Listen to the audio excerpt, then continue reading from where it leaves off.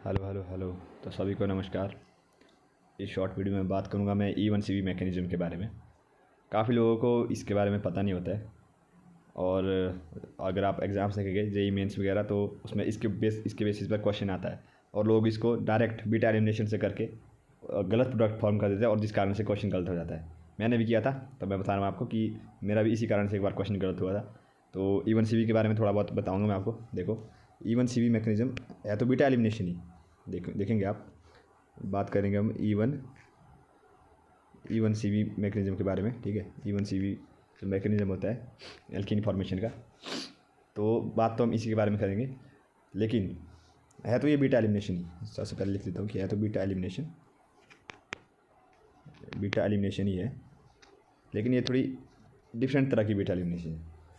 ठीक है, ये E1CV का मतलब आपका क्या होता है? देखो, E1CV का मतलब ये होता है कि एलिमिनेशन किसी भी हाइड्रोजन किसी भी हाइड्रोजन को आप एलिमिनेट कर रहे हो। ठीक है, जिसको हम एलिमिनेशन बोल देते हैं। ठीक है, इसका मतलब ये होता है कि elimination via conjugate base formation.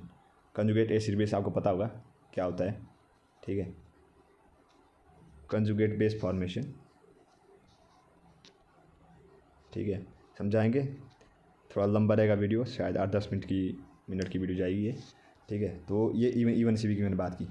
देखो, हम E1CV मैकेनिज्म का यूज़ कब करते हैं? ठीक है, इसको हम काम में कब लाते हैं, इसका हम यूज़ कब करते हैं? इसका यूज़ हम करते हैं तब जब हमारे पास लिविंग ग्रुप बहुत पुअर हो। मतलब जब आपका लिविंग ग्रुप बहुत पुअर हो, मतलब उसकी जैसे आपको पता है ना, लिविंग ग्रुप पता होगा कि जो छोड़ कर जाएगा। अगर हेलोजेंस की बात करें तो उसमें जो सबसे अच्छा लिविंग ग्रुप होता है वो आयोडीन होता है। उससे कम ब्रोमीन, उससे कम आपका क्लोरीन रह जाता है, और सबसे कम सबसे पुअर लिविंग ग्रुप आपका फ्लोरीन रहता है। ठीक है, जब आपके पास किसी एल्केन में फ्लोरीन लगाओ। ठीक है, फ्लोरीन का जब आपके पास कंपाउंड आए तो उस केस में हम इसको यूज़ करते हैं। E1CV मैकेनिज्म को बताता हूँ मैं आपको। इसके दो केस बन सकते हैं आपके पास। एक तो ये केस होता है, एक आपके पास अगर हीम हीम भी होता है केस। हीम हॉफमैन क्या बोलते हैं उसको, Hofmann exhaustive methylation followed by elimination, इस तरह की होती है। ठीक है, तो हम इसमें फ्लोरीन के केस की बात करेंगे। ठीक है, देखो, हम यूज़ कब करेंगे E1CV को, यूज़ कब करेंगे इसको, यूज़ कब करेंगे? यूज़ तब करेंगे जब आपका लिविंग ग्रुप पुअर हो। लिख देता हूँ यहाँ पर, लिविंग लिविंग रिलेशनशिप नहीं है, लिविंग ग्रुप इज़ पुअर। गरीब नहीं, मतलब पुअर हो, मतलब जल्दी नहीं जाता वो उसको।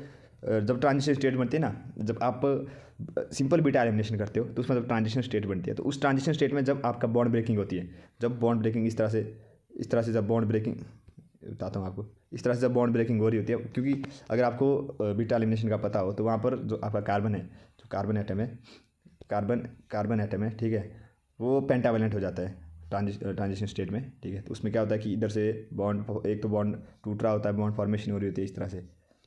तो यहाँ पर आप इस वक्त इस टाइम पे अगर आप कार्बन की बैलेंस गिनोगे, यहाँ पर बताता हूँ मैं आपको, एक थोड़ा सा लैंग्वेज की थोड़ी दिक्कत है, ये मिटता क्यों नहीं है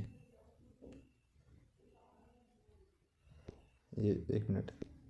ओके, तो मैं लैंग्वेज की बात कर, यहाँ इसकी बात कर रहा था। तो क्या होता है कि जब ट्रांजिशन स्टेट बनती है तो हर एक कार्बन 5 बॉन्ड बना रहा होता है। यहाँ देख सकते हैं आप, इस तरह से इधर 5 बॉन्ड बनेंगे। ठीक है, 1 2 3 4 5, 1 2 3 4 5, देख सकते हैं आप, पेंटावेलेंट स्टेट में कार्बन होता है। तो इस स्टेट में जो आपका हेलोजन है वो रिमूव होता है। लेकिन फ्लोरीन के केस में ऐसा नहीं होता है, क्योंकि फ्लोरीन बहुत ही पुअर लिविंग ग्रुप है, वो जल्दी कंपाउंड को नहीं छोड़ता, उसकी इलेक्ट्रोनेटिविटी बहुत ज़्यादा होती है, आपको पता होगा ये। ठीक है, तो उस केस में हम लगाते हैं E1CV मैकेनिज्म। अब इसमें होता क्या, इस मैकेनिज्म में जनरली बात करेंगे इसकी। ठीक है, जहाँ पर लिविंग ग्रुप पुअर होगा वहाँ पर लगेगा आपका E1CV मैकेनिज्म। लिविंग ग्रुप, जैसे पुअर लिविंग ग्रुप बात करता हूँ मैं, आपका फ्लोरीन। ठीक है, फ्लोरीन हो गया। फ्लोरीन के साथ आपका अगर अमाइन लगाओ, 3 डिग्री अमाइन NR3 या क्वाटरनरी अमाइन। ठीक है, ये रिएक्शन इस पर एक अलग से रिएक्शन आती है। ठीक है, हीम, उसका मैकेनिज्म थोड़ा डिफरेंट होता है। हीम इसी की बेस पे आती हो। ठीक है, और तीसरा अगर आपका SR2 हो ग्रुप, इस तरह से। तो इसमें बेसिकली मैं बात करूँगा फ्लोरीन के बारे में। ठीक है, तो हम डायरेक्ट एक एग्जांपल से समझते हैं। मैं सिंपलेस्ट एग्जांपल ले लेता हूँ, ये इसका सिंपलेस्ट एग्जांपल है। इधर आपके पास फ्लोरीन लगा है। ठीक है, अब हमने इसकी रिएक्शन करवानी है। हम इसकी रिएक्शन करा रहे हैं, अल्कोहलिक KOH की प्रेजेंस में। एल्कोहलिक KOH मतलब बेस है ये, जो कि इधर K पॉजिटिव और H नेगेटिव OH नेगेटिव में टूटता है, आपको पता है। ठीक है, क्या होगा, K पॉजिटिव OH नेगेटिव में टूटेगा। अब यहाँ पर होता क्या है एक्चुअली, जब जब आपका ये आपको पता है कि ये फ्लोरीन, आपका फ्लोरीन के साथ जो कार्बन लगा होगा वो अल्फा कार्बन होगा। अब अल्फा कार्बन होगी, इसमें भी बीटा एलिमिनेशन ही। अब आपने चेक करना है इसमें कितने बीटा कार्बन से, एक बीटा कार्बन यहाँ है, एक बीटा कार्बन यहाँ है। ठीक है, दो बीटा कार्बन है। अब क्या होगा कि जो ये बीटा कार्बन है इनके ऊपर कार्बन आयन आ जाएगा। जब ये बेस अटैक करेगा OH नेगेटिव, जब ये जो बेस है यहाँ पे मान लो, जो बेस अटैक करेगा, ठीक है, तो यहाँ पर कार्बन आयन फॉर्मेशन हो जाती है। यहाँ भी कार्बन आयन बनेगा और दूसरी पोजीशन पे भी कार्बन आयन बनेगा, बीटा पोजीशन पे बनेगा हमेशा। अब आपको चेक कर यहाँ पर ये करना होता है कि कौन सा कार्बन आयन ज़्यादा स्टेबल है, मतलब which carbon ion is more stable,